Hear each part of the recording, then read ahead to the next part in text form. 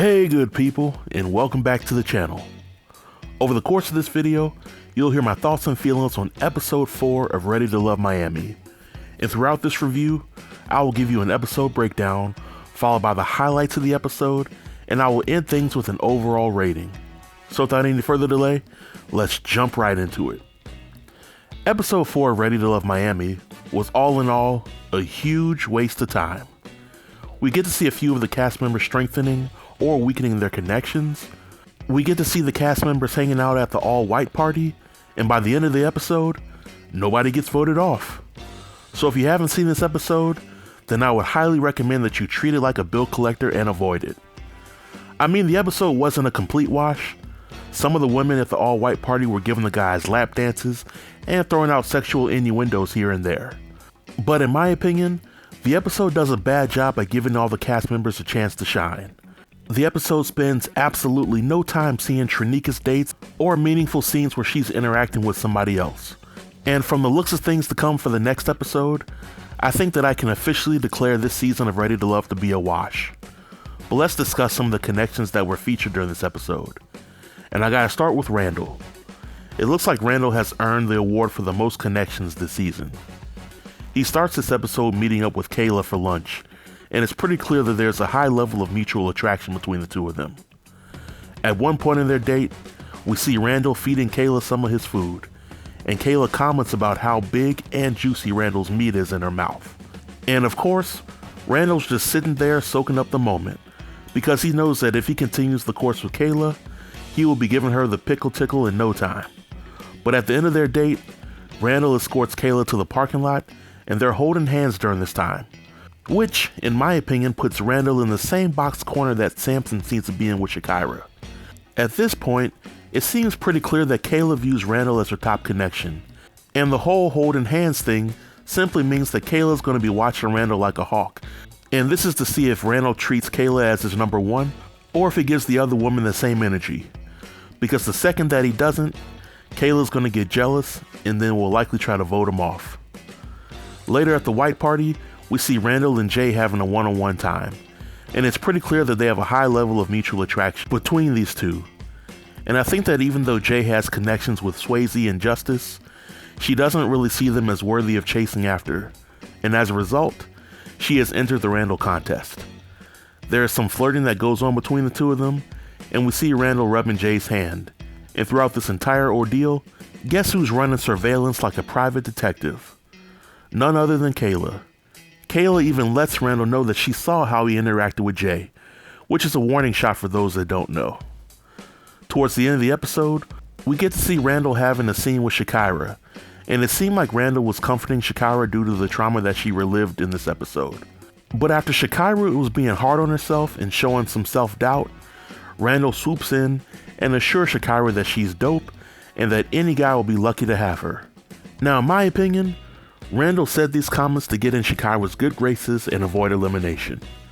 But I think Shakira took his comments as flirting, and that she may try to enter herself in the Randall sweepstakes as well. That is, in the event that Samson gets more serious with Charisse. Now let's move on to LJ. The only real connection we see of him having this episode was with Looney.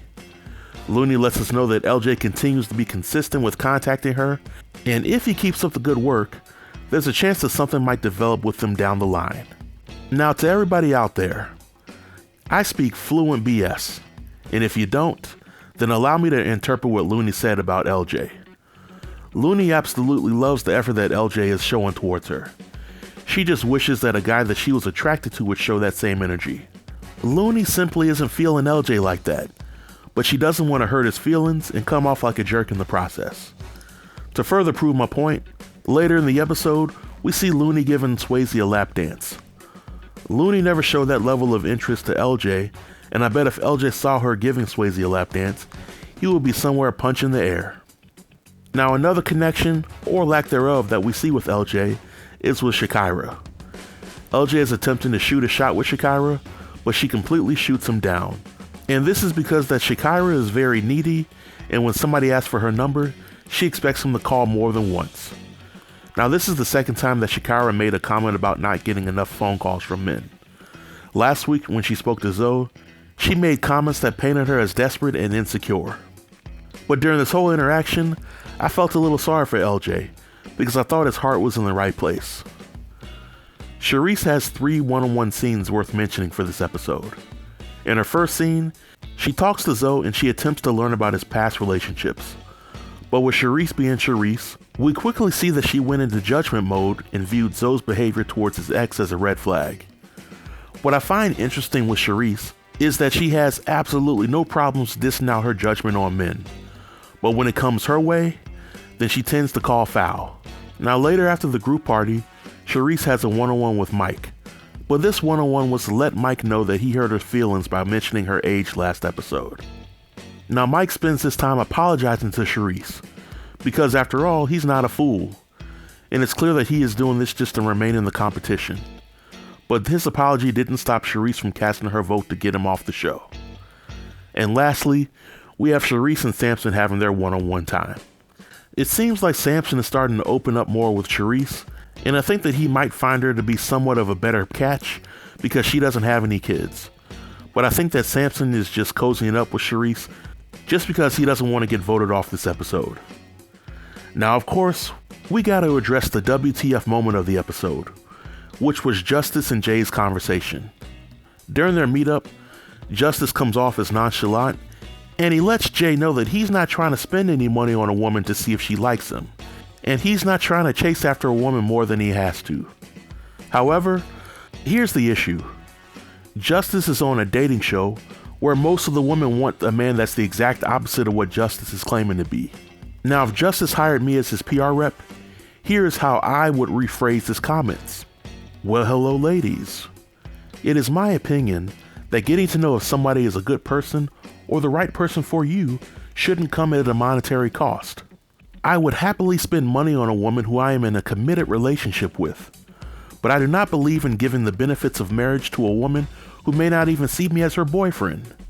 I date with the intention of finding my better half, but I absolutely will not chase after somebody who does not want to be pursued. You know, I'd say something like that. But the nonsense that Justin told Jay means that he was begging to get friend zoned and possibly eliminated. Now, there were some other brief connections at the white party. We see Cadian and Swayze sharing a kiss, and in my opinion, Swayze was simply saving himself from elimination, and I think he has some other stronger connections on the show. And we also see Samson linking up with Shakira, which was funny to watch because it seemed like Shakira may have been a little tipsy, and she may have been ready to pop things off with him. Now, near the end of the episode, Nephew Tommy and his wife go around to the ladies to see which of the guys they don't like. And the ladies vote Zoe, LJ, and Justice in the bottom 3. And I see this for valid reasons. But if you saw my review for last week's episode, then you would know that I predicted that Zoe, LJ, and Mike will be voted in the bottom for this week. However, I underestimated Justice's carefree attitude, and at this point, it seems like he just wants to be eliminated. But Justice left the white party pretty early, and with him being absent from the party, we only see Zoe and LJ step forward to hear their names to be eliminated. But the episode ends before we can learn who got voted off. Now here are my predictions for the next episode. We already saw Zoe in next week's previews going off on Charisse, so it's safe to say that he's safe from elimination at the all-white party. But in my opinion, either Justice will get voted off as an executive decision by Nephew Tommy, or there'll be no eliminations at the all-white party. Instead, one of the guys will be eliminated before the 30-minute mark of next week's episode, and at the end of the episode, one of the women will get eliminated. And if I were a betting man, I would say that Charisse, Cadian, and Looney will be in the bottom 3 for next episode. Either way, it's not looking good for Zoe and LJ. At the very beginning of the season, I made predictions as to which cast members were locks to go home. And on the men's side, I predicted that Sean, Zoe, and LJ were locks. But overall, on a scale of 1 to 10, I will give this episode a 1. In my opinion, it was a complete waste of time. There's really no reason we couldn't find out who got eliminated this episode, unless this season is filled with other cast members who self-eliminate or get kicked off the show. But furthermore, this season of Ready to Love just seems to be the worst thus far. There seem to be some quality folks on the show, but they aren't really getting much screen time. But this marks the end of my review. If you have any questions or comments about the review or the episode, then leave a comment below in the comment section, and I'll be sure to reply to everybody. Until next time, Stay tuned and stay safe. Peace.